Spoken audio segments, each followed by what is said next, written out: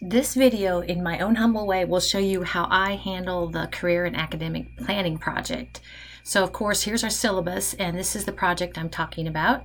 And one of the reasons, of course, one of the reasons we definitely want to make sure our students do it and do it well is I'm trying to scroll down into see that relative to the rest of this course, actually that is worth 50 points. So that's a lot of points.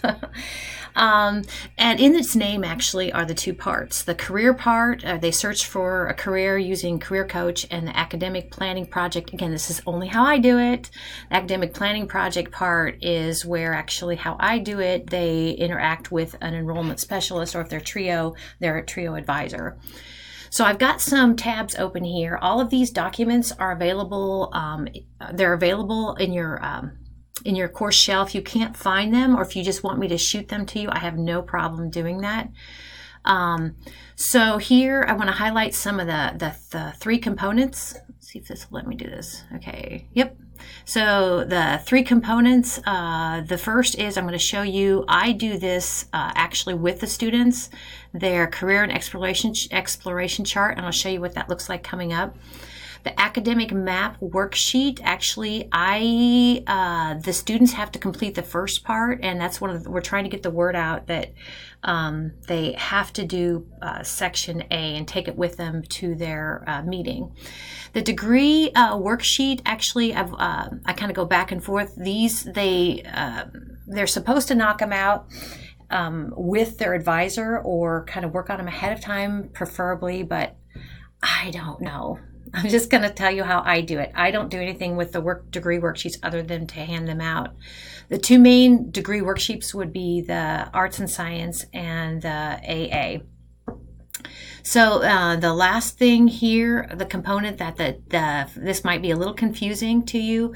This last thing, the evaluation form, actually that's just a blank form I'm going to show you in a minute that students take with them to when they meet with their advisor.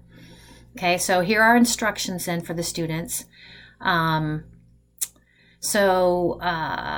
they go to meet with their advisor, they're supposed to take the following: their academic worksheet with section A completed. We got that. Their evaluation form, that's just for a blank one for the person that's helping them to fill out. And then this is the career exploration chart using Career Coach. I'm going to show you in a minute. So we do this in class. We all go to computer lab and knock this out. And then the degree worksheet, which, as I understand it, they may or may not get that completely completed with their academic advisor. And I'm going to post this. So folks can kind of post this in our sandbox so people can respond to it if they have clarifications, but I'm just showing you what I do. Okay, so this is what they're going to do during their appointment and all that. Okay, so I'm going to go over now to what I do in class. So this is where students, and I actually, is my last tab here. I think I'll go over to my last tab. I went ahead and have instructions how students get to Career Coach.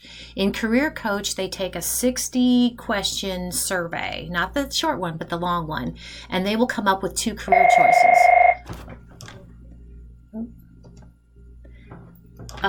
So the two career choices, I tell students that if you take the survey and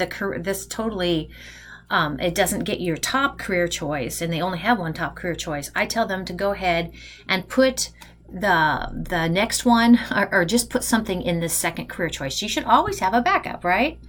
And then I tell those students that it didn't come up after they took the 60-question survey. It didn't come up with their top career choice. I tell them to go ahead and search for it.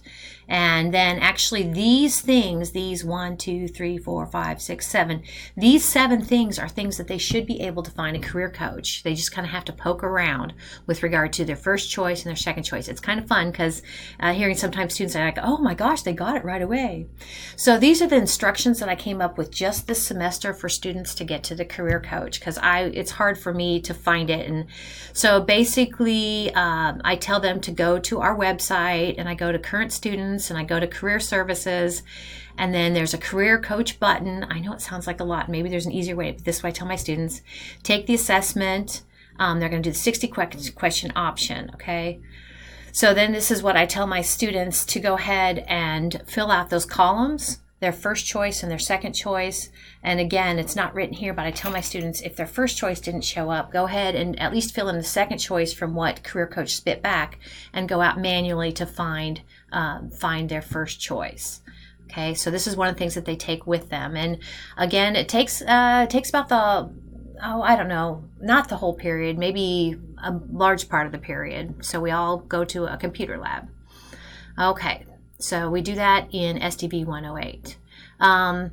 Then this is the sheet they're going to take with them to meet with an advisor. And this is where that section A they have to fill out before they come. And if they don't have it filled out, it just kind of prolongs things for their meeting with their advisor. So we're trying to get the word out, make sure they fill it out. Students will actually be assessed by who they meet with as were they prepared or not. You're going to see that on the next thing. So they do this part, and then their lovely person helps them kind of map out what they're going to do coming up based upon their goals. All right. So yeah, not bad. And then the last thing I'm going to show you is that blank evaluation that I've been telling you about. We need to, and sometimes I forget to give my students this, I will admit, but we need to be giving our students this just evaluation that won't be filled out by them, will be filled out by whoever they meet with. And then this actually will get sent back to you, or us as the facilitator. So as with everything else related to SDV108, please reach out to myself or Polly or anybody else who's teaching the course if you have questions. And that's how I do this assignment.